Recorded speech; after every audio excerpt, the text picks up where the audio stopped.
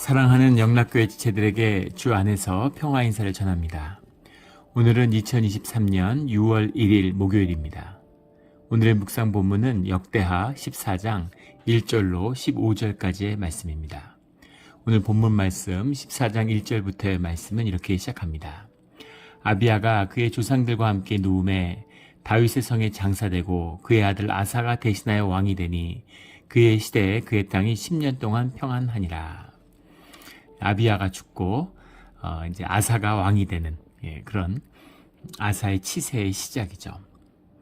아사의 치세는 2절에 나오는 아사가 그의 하나님 여호와 보시기에 선과 정의를 행하여 3절에 이방 제단과 산당을 없애고 주상을 깨뜨리며 아세라상을 찍고 여호와 보시기에 선과 정의를 행했다. 히스기야 왕과 더불어 이 역대기 또 열왕기에서 주님의 칭찬을 받는 그런 유의한 그런 왕입니다. 히스기야 왕과 더불어 아사 왕의 치세가 시작되고 있는 거죠. 근데 아사가 왕이 되었을 때 그의 41년 치세 가운데 10년 동안 평안했다라는 겁니다.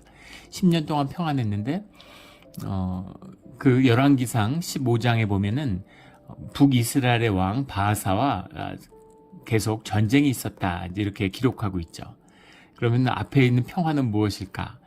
북이스라엘의 치세 여로보암 왕과 나답과 바하사 이 세 왕에 걸쳐서 아사 왕의 치세가 겹치고 있습니다. 그런데 여로보암 왕의 치세 말기죠. 한 2년, 그리고 또 나답의 치세 한 2년, 또 바하사의 치세 한 6년. 그래서 도합 아사의 초기 통치 기간에 10년 동안에는 전쟁이 없이 평안했다라는 거죠. 이 평안이라는 것은 물론 현상적으로 보면 그 르호보암 시대에 아비야 시대에 아버지의 승리, 여로보암에 대한 큰 승리의 여파가 있겠죠. 북이스라엘의 길을 꺾었기 때문에 북이스라엘과 어느 정도 이제 평화의 시기, 어떤 힘에 의한 균형 이런 것이 이루어졌다고 볼 수도 있겠지만 뒤에 보면 이스라엘과 유다의 역사에서 볼 수 있는 것처럼 이것은 오직 하나님의 은혜다라는 것을 역대기의 기자는 강조하고 있는 것이죠. 그리고 그 은혜가 함께할 수 있었던 비밀은 아사왕이 주님의 뜻과 함께했기 때문이다라는 것을 강조하고 있습니다. 모든 것이 그랬죠. 물론 현상적으로 이런저런 이유도 있겠죠. 그 영향도 있고 그런 것으로 모든 현상적인 설명들을 할 수 있습니다. 그러나 그것으로 설명할 수 없는 그 밑에 깊이 흐르는 그런 주님의 은혜가 있는 것이죠. 주님이 늘 살 길을 열고 또 새로운 길을 여시는 주님의 은혜가 함께한다라는 것을 볼 수 있겠습니다. 알 수가 없어요. 정말 알 수 없습니다. 우리가 그 IMF를 겪고 한국 경제가 이제 어려움을 겪고 앞으로 살 길이 있을까 경쟁력을 잃어가고 굉장히 어려운 처지에 있었습니다.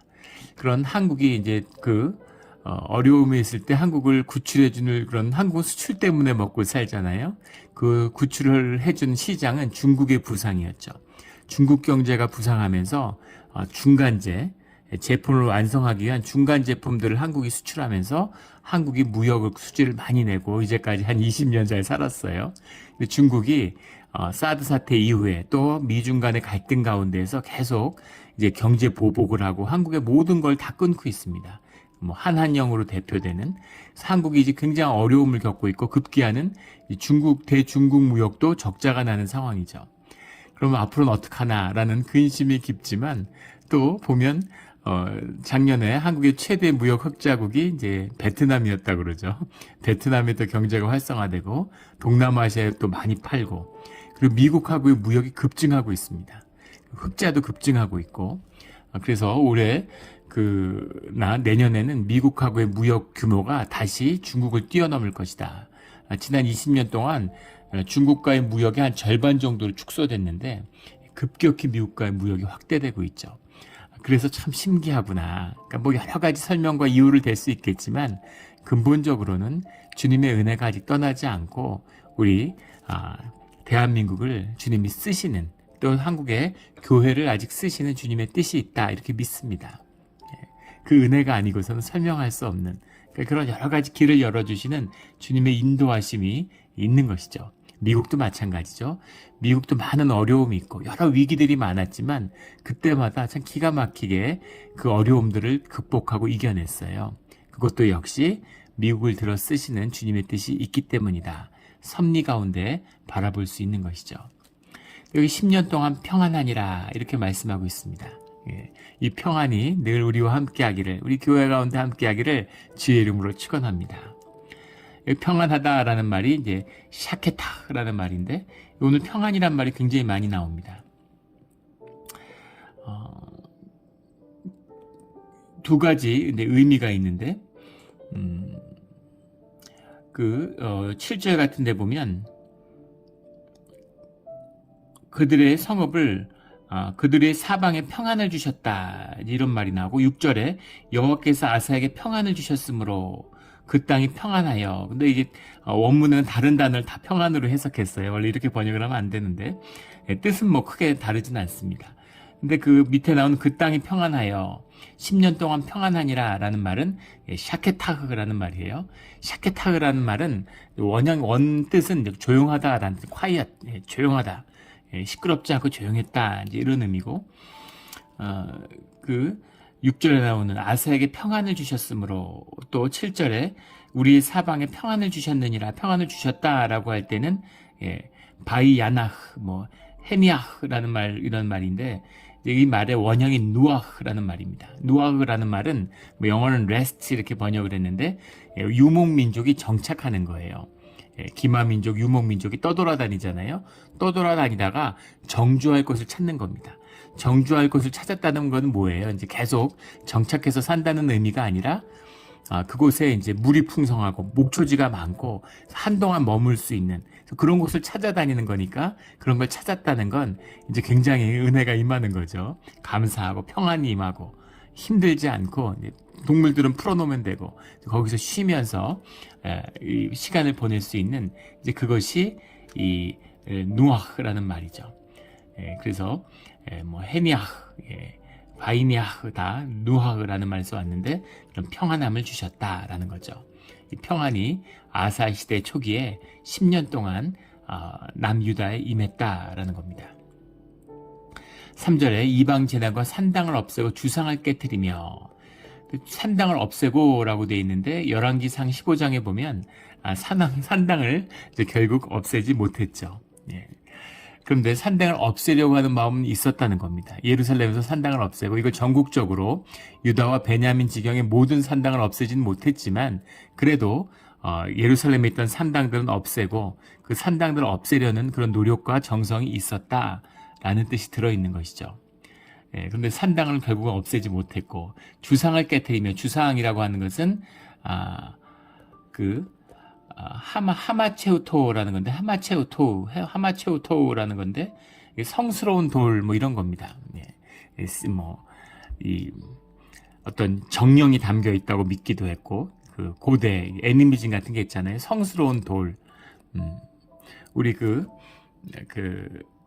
산 같은 데 오르다 보면 그 돌 같은 걸 모아가지고 거기에 이제 신령이 머무른다고 보는 것이죠. 그런 성스러운 돌들을 이제 갖다 놓는데 그것은 거짓이잖아요. 우상이죠.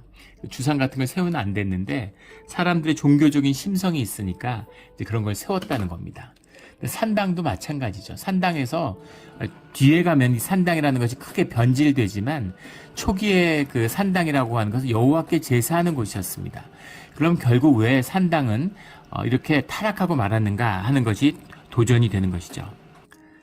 산당, 주상, 그런 이방 제단 이 의미가 무엇일까? 이것이 열왕기와 역대기를 또 구약의 전체에 흐르는 유다의 역사에 있어서 가장 큰 도전입니다.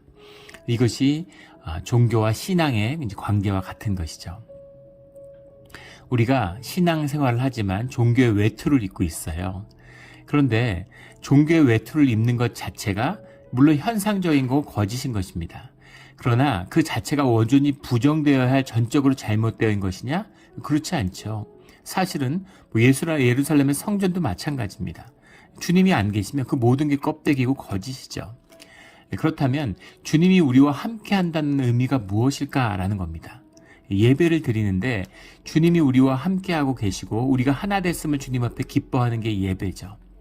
그런데 주님이 우리와 계속 영존하시는, 우리 가운데 함께 하시기 위해서 허락하시는 그 우리를 만나기 위한 이 현상계 가운데 주님의 임재를 담는 그릇, 이것이 종교예요.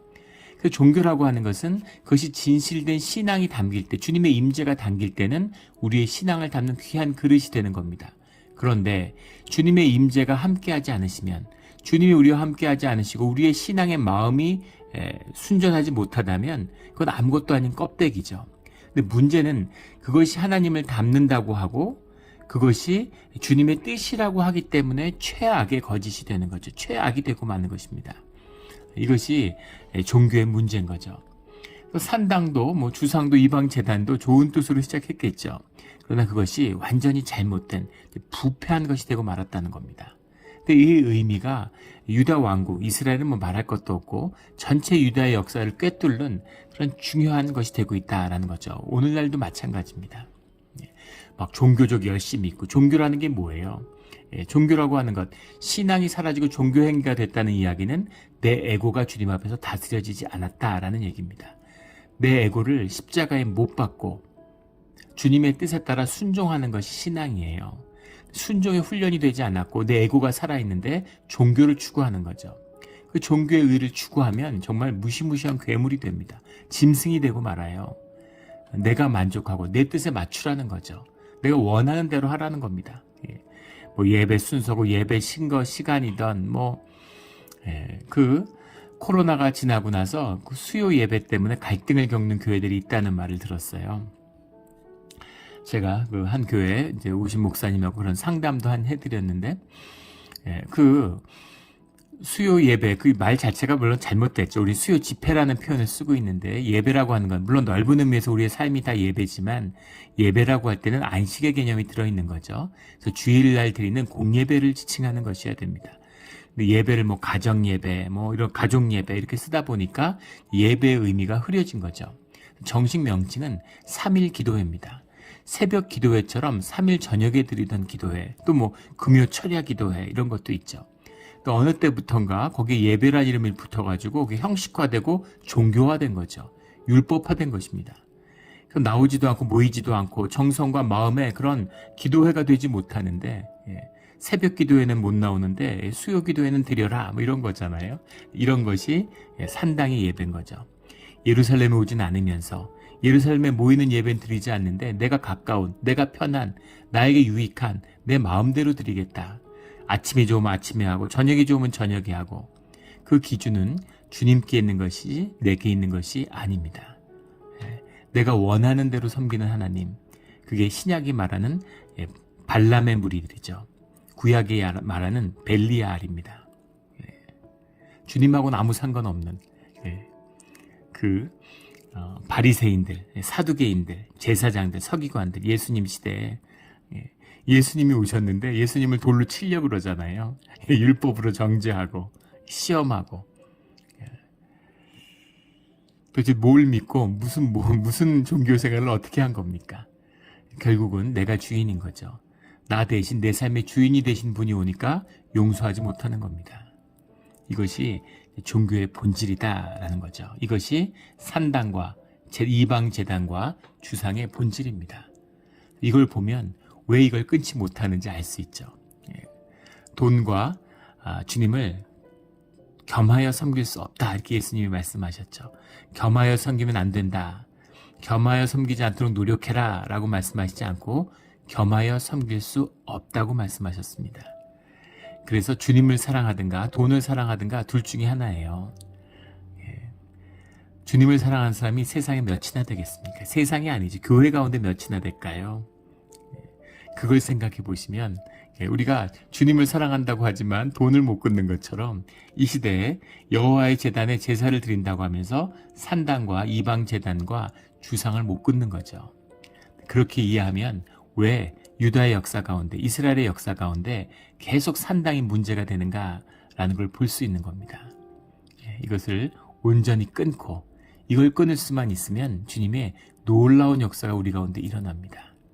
우리를 향한 주님의 놀라운 역사, 놀라운 큰 은혜를 맛보게 되는 것이죠.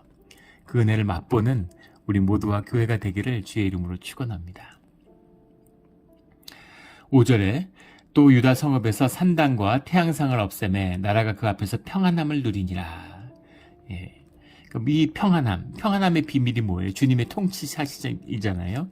주님이 임재하고 있고 주님이 그곳에 계시면 주님의 통치하심이라는 건 주님의 임재함과 주님의 함께하심이죠.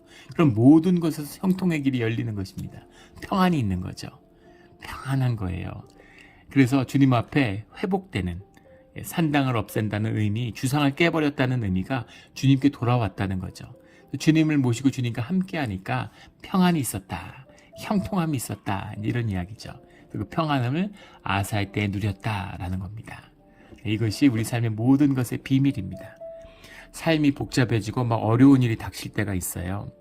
뭐 갑자기 생각지도 못한 자동차가 문제를 일으키기도 하고, 뭐 하수구가 문제를 일으키기도 하고, 애들한테 문제가 있을 수도 있고, 뭐 비즈니스상의 문제가 있을 수도 있습니다.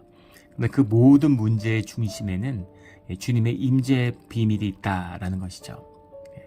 주님이 함께 하신다고 해서 고난이 없다는 의미는 아니에요. 그러나 주님 안에서 우리가 경험하게 되는 이겨나가는 고난과 그리고 우리가 세상에서 하는 고생은 다른 것입니다. 우리가 잘 분별해야 되는 것이죠. 주님의 뜻을 구하는 것, 이것이 우리의 삶의 모든 평안의 비밀입니다.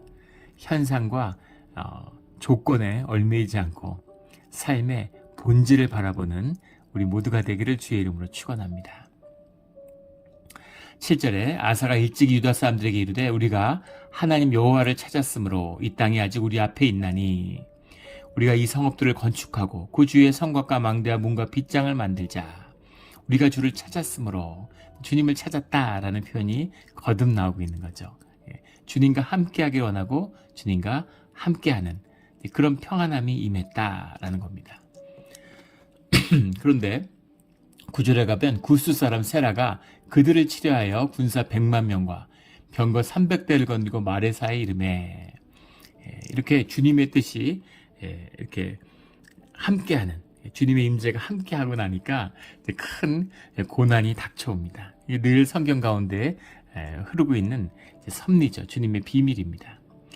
군대가 강성하고 성읍을 건축했어요. 그래서 아사의 군대 유다 중에 큰 방패 창을 잡은 자가 30만 명이요. 8절에 베냐민 중에서 작은 방패를 잡으며 활을 당기는 자가 28만 명이라. 그래서 그 아비야 때, 르호보암의 때에 비하면 비약적으로 군세가 커졌다는 걸 알 수 있죠. 인구도 많아지고 국력이 아주 강해졌다라는 사실을 볼 수 있습니다. 그런데 그 유다 지파에서 30만 명을 모으는 건 그럴 수 있는데 베냐민 지파에서 28만 명이 나왔다는 건 대단한 것이죠. 큰 방패와 작은 방패를 들었다. 큰 방패라고 하는 것은 이제 방패를 들고 직접 접전을 하는 겁니다. 그러니까 그 보병들이 드는 방패죠. 큰 방패를 들고 직접 부딪히고, 또 보병들이 전진할 때 활이나 창이 날라오니까 그걸 막기 위해서, 그리고 직접 부딪혀서 방패끼리 부딪히고 싸우는 거죠. 실제 그 고대의 기록에 보면 전쟁을 할 때 칼을 갖고 휘둘러서 부상을 하는 게 아니라 방패가 더 방패로 찍고 방패로 밀고 막 수천 명, 수만 명이 서로 부딪히는 거잖아요. 전쟁 영화 같은 데 보면 다 산계돼 갖고 막 일일이 칼싸움하고, 근데 그렇게 전쟁하지 않죠. 무리로 방패를 대고 미는 겁니다. 새를 밀고 나가는 거예요. 그 큰 방패를 들었다라는 건 이제 보병들인 거죠. 그리고 작은 방패를 들었다. 작은 방패라는 것은 이제 활을 당기거나 한 손에는 방패를 들고 한 손으로는 창을 던지는 겁니다. 그러니까 요즘으로 얘기하면 큰 방패를 든 사람이 보병이면 작은 방패를 든 사람들은 포병 같은 거죠. 그렇게 유다와 베냐민의 지파가 모였다. 그래서 국력이 왕성해졌는데 구스 사람 세라가 그들을 치려하여 군사 100만 명을 이끌고 왔다라는 겁니다. 그래서 평안이 영원하지 않고 더 큰 고난이 오는 거죠. 주님 안에서 평안이 쭉 평안했다. 이건 한번 점검을 해볼 필요가 있어요. 초등학교를 졸업하면 중학교를 가고, 중학교를 졸업하면 고등학교를 가야 되는 것처럼 더 큰 고난이 옵니다. 근데 중요한 것은 그걸 이겨낼 수 있는 능력을 주님이 우리에게 주신다는 거죠. 이겨낼 수 있는 고난을 허락하신다는 거죠. 프랙티스, 우리 근육할 때 보면 계속 점점 더 높은, 더 강한, 내가 더 힘든, 내가 할 수 있을 만큼만 하면 근육이 생기지 않는다는 거잖아요. 내가 그 피트니스 그거 할 때 내가 할 수 있는 것보다 조금 더, 무리해서 조금 더 할 때, 그때 근육이 생겨난다는 거죠. 그게 이제 도전의 의미죠. 큰 고난이. 근데 사실 이 고난은 현상적으로 보면 얼마나 두렵겠습니까? 예. 예, 이미 그 르호보암 시대에 예루살렘을 점령하고 성전을 부시고 완전히 박살이 난 경험이 있죠. 예, 그런데 또다시 애굽의 군대가 쳐들어왔어요. 구스 사람 세라라고 돼 있는데 뭐 여러 가지 논란이 없는 건 아닙니다. 근데 일반적으로는 애굽 22왕조 2대 왕이었던 오소르콘 1세를 이 세라라고 봅니다. 제라흐라고 돼 있는데 이 사람의 아버지가 우리 12장에 나왔던 시삭이죠. 예, 그 시삭의 아들이 제라, 이 제라가 바로 여기 세라라고 보는 것이죠. 구스 사람 세라. 그런데 이 구스 사람이라고 하는 건 이제 나일강을 기준으로 본다면 북부에 해당하고 오늘날의 이제 지리적으로 본다면 남부에 해당되는 거죠. 수단 남부로부터 뭐 에티오피아에 걸쳐 있는 그런 지역을 말하는 것인데 그 일부에서는 뭐 그수의 그 통치자였던 타겔롯 1세가 쳐들어온 것이다. 뭐 이렇게도 이야기합니다. 근데 그건 이제 역사적인 기록이 분명치 않아요. 남아 있는 것이 없고.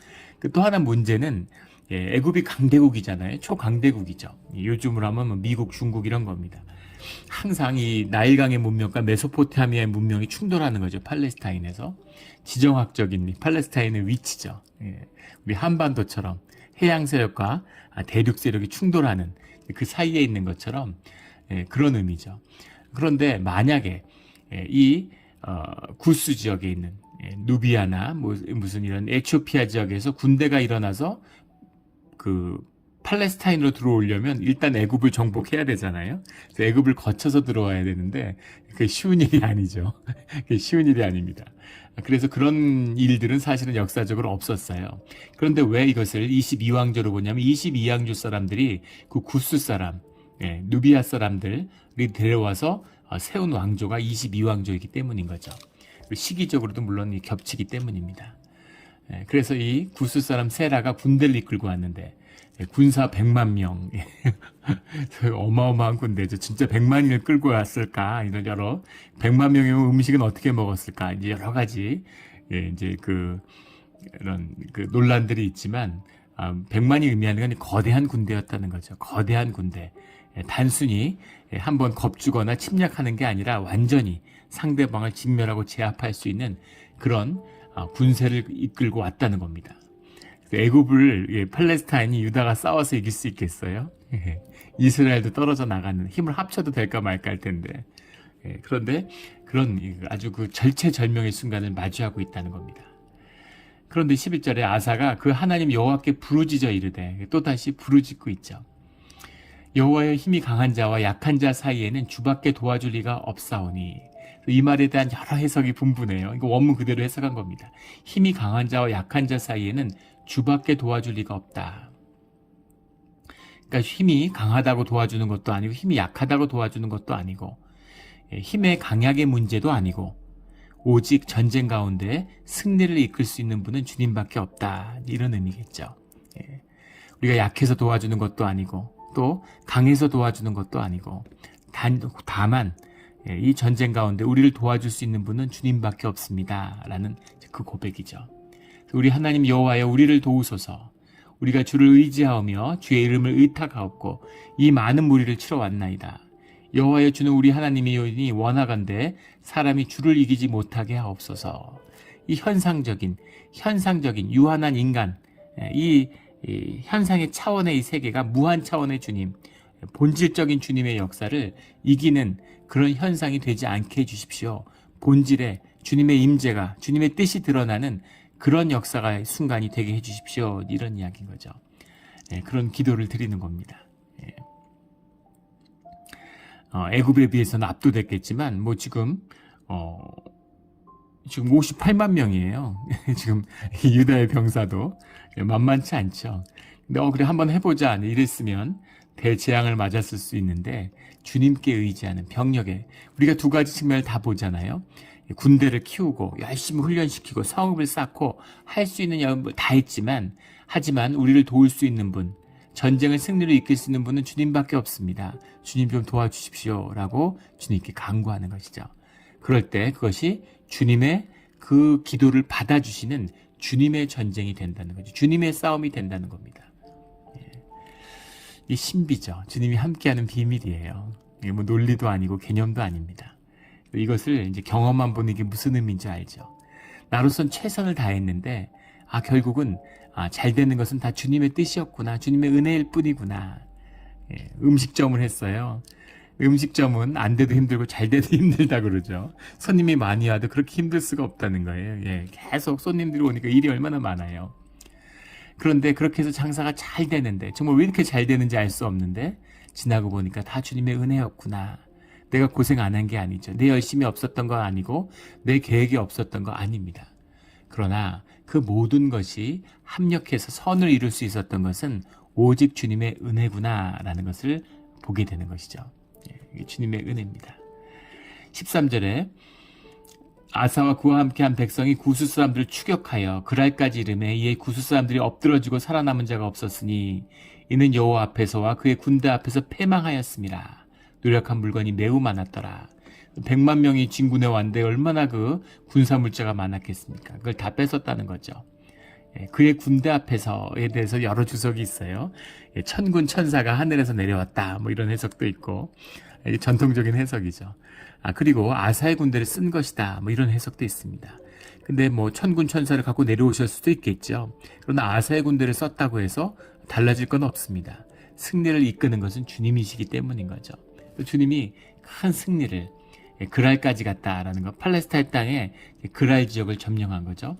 14절 여호와께서 그랄 사면 모든 성읍 백성을 두렵게 하시니 우리가 그 모든 성읍을 치고 그 가운데 있는 많은 물건을 노략하고. 그러니까 이 애굽의 힘이 강해지니까 이제 팔레스타인 지역은 세력권에서 이탈하는 거죠. 지금 같은 그런 국가 개념이 아닙니다. 중앙아시아의 유목민족의 역사를 보면 무슨 선비족이 있고 뭐 흉노족이 있고 뭐 여러 족속들이 많잖아요. 뭐 그 뒤에 가면 만주족도 있고 뭐 무슨 여진족도 있고 그런 뭐 몽골족도 있고 여러 족들이 많습니다. 그럼 그 족속들은 다 어디로 갔나? 어디로 갔을까요? 어디로 가는 게 아니죠. 거기 계속 사는 겁니다. 그래서 그것이 몽골족이 뭐 땅을 차지하고 지금처럼 호적하고 뭐 이런 식으로 뭐 주민등록증 발급하고 뭐 세큐리티 카드 넘버 받아서 뭐 주민 그 운전면허증 받고 이런 게 아니잖아요. 그러니까 그 지역에 사는데 그 지역이 어느 영향권 하에 있느냐라는 문제죠. 그러니까 팔레스타인 지역에는 여전히 팔레스타인에 있는 블레셋 사람들이 살고 있는 겁니다. 근데 그들이 시간이 지나면서 이 유대에 흡수되기도 하고 뭐 여러 가지 이제 역사들이 있는 것이죠.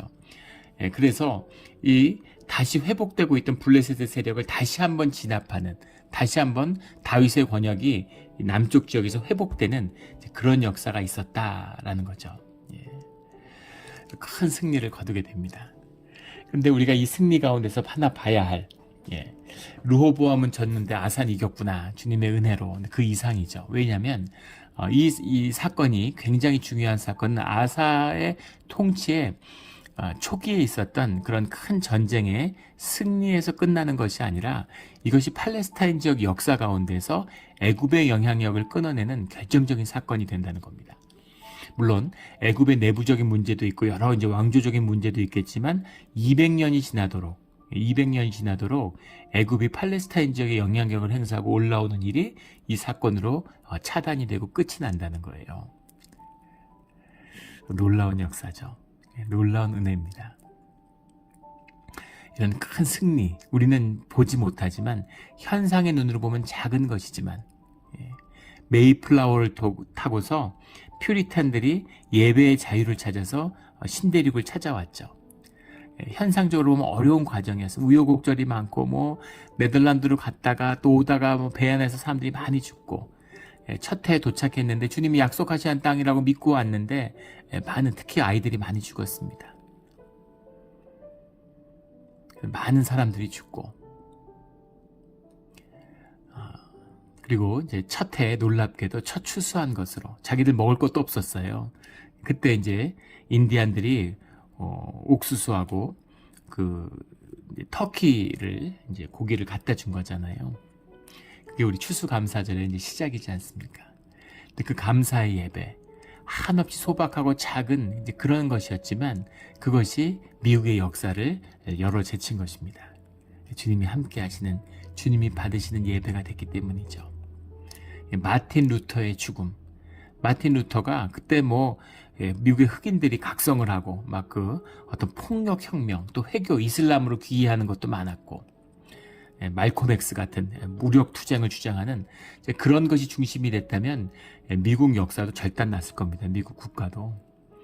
그런데 그것에 반대하고 주님의 뜻을 찾고 비폭력 평화운동을 주장하던 마틴 루터가 총에 맞아 죽죠. 근데 그의 죽음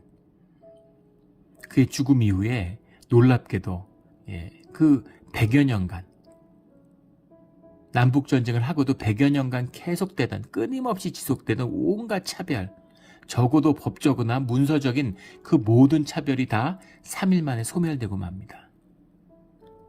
우리 한국 사람들이 미국에 이렇게 이민 와서 사는 것도 마틴 루터의 죽음 때문이에요. 그게 아니면 아시아계 이민을 철저히 막았죠. 그런 작은 사건이지만 마틴 루터의 종교개혁 같은, 마틴 루터가 종교개혁을 한다고 생각하지 못했죠. 자기가 뭘 하는지 정확히 몰랐을 겁니다. 다만 교회의 부패함과 교회의 그 어떤 죄됨에 대해서 저항하는 것이죠. 평생을 도망다니며 살았어요. 죽음의 위협을 받으면서. 그런데 그 한 사람의 용기와 헌신이 놀라운 역사를 만들어내는 것이죠. 우리 초대교회의 믿음의 사람들 순교하면서 역사 가운데 주님의 이름으로 목숨을 내어드리는, 이 전쟁으로 표현되는 거잖아요. 극적인 것이죠. 우리 순교가 영적인 전쟁이죠. 이것만이 역사를 바꾸는 진정한 동력이라는 것을 우리가 역사를 통해 배우게 됩니다. 사람들이 온갖 노력을 해요. 그걸로 세상이 달라지지 않습니다.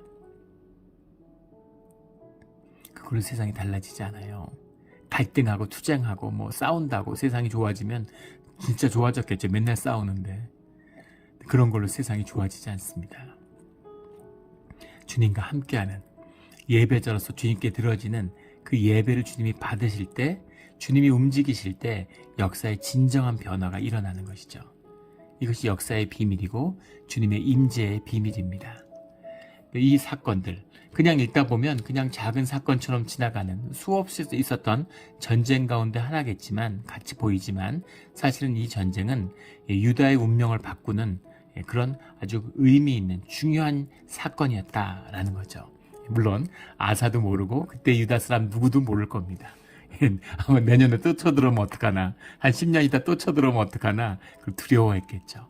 근데 여기서 유다를, 물론 터신 후로 가면 완벽하게 극복된 것은 아니었지만 유다를 극복했기 때문에 이 애굽을 극복했기 때문에 유다가 가능한 겁니다. 한국 역사에서도 일본의 식민지, 한국 역사에 큰 상처를 주고 한국 사람들이 큰 상처를 주었지만 그걸로 한민족이 어려움을 겪지 않아요. 절대 어려움이 없습니다.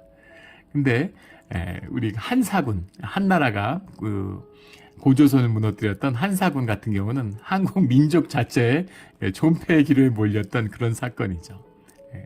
그래서 그 중국 곁에서 한국이 살아남는다는 것도 전혀 다른 의미죠. 중국의 영향력이라는 것이 미치는 한반도에서 끼치는 영향력은 전혀 다른 느낌이에요. 길게 설명하지 않아도 그게 무슨 의미인지는 아실 겁니다. 애굽과 유다의 관계가 그런 거죠. 다 애굽 사람이었잖아요. 애굽에서 400년을 살았잖아요. 그리고 나와서 주님의 이름으로 이 신앙이 회복될 때 유다도 이스라엘도 가능한 것이죠. 그리고 하나님을 잃어버리면 다시 애굽으로 가는 겁니다. 애굽으로부터 이스라엘이 되는, 이것이 믿음의 과정이고 신앙의 과정이고 유다와 이스라엘의 역사죠. 그래서 그 의미, 그래서 믿음으로 한 작은 사건, 아마 살아남기 위한, 어떻게든 살기 위한 그런 부르짖음이었겠지만 주님이 그 기도를 들으셨을 때는 우리가 헤아릴 수 없는 훨씬 더 중요하고 큰 우리 삶의 문제를 해결해 주시고 우리 삶에 큰 축복을 더해 주신다는 겁니다. 꿀벌의 역사 같은 거죠. 꿀벌은 그냥 먹고 사는 거잖아요. 근데 꿀벌이 모든 생명을 살리죠. 꿀벌이 지금 사라져서 지금 난리잖아요. 지금 한 10년째 뭐 과학계 최대 이슈죠. 예, 꿀벌이 왜 사라지는가. 예. 그런데 꿀벌이 완전히 멸종하면 4년 있다가 인간이 멸종한다고 그러죠. 그래서 뭐 여러 가지 아이들이 나오고 있는데 그런 문제도 해결할 수 있는 비밀은 결국 주님과 함께하는 것입니다. 주님 안에서 회복되지 않으면, 주님께 돌이키지 않으면 인간의 문제는 해결되지 않아요. 우리 문제도 마찬가지죠. 오늘 우리가 어렵고 힘든 일이 있지만 그 위에 역사하신 주님의 큰 뜻을 믿고 그 믿음으로 주님께 기도하며 주님에게 간구하는 것입니다. 우리 이런 기도와 주님의 은혜로 삶이 새롭게 변화되어 가고 또 열려가는 그런 우리 신앙의 자리가 되기를 주의 이름으로 축원합니다. 아멘. 기도드리겠습니다. 하나님 아버지 감사합니다. 아사의 믿음과 또 주님이 우리가 어떤 자리에 갈지라도 늘 돌이키고 회복되고 다시 일어날 수 있는 기회를 허락해 주시는 것에 감사를 드립니다. 또 아사는 알지 못했을지라도, 그때 유대 사람들은 알지 못했을지라도 애굽을 이기는 것이 얼마나 큰 의미가 있는 사건이었는지, 주님이 그 사건을 성취하는 주님의 역사하심에 감사를 드립니다. 우리가 무슨 일을 하는지, 우리의 삶의 소명이 무엇이고 어떤 일이 이루어져 가는지 알 수 없습니다. 한없이 연약하고 우리의 생계를 유지하는 것마저도 힘들어 보이는 이 세상 가운데 삶 속에서 주님이 우리의 기도와 우리의 믿음과 우리의 예배를 통해서 이루시는 귀한 역사가 있는 줄 믿습니다. 주님, 주님의 뜻대로 이루어 주시옵소서. 감사하며 예수 그리스도의 이름으로 기도드렸습니다. 아멘.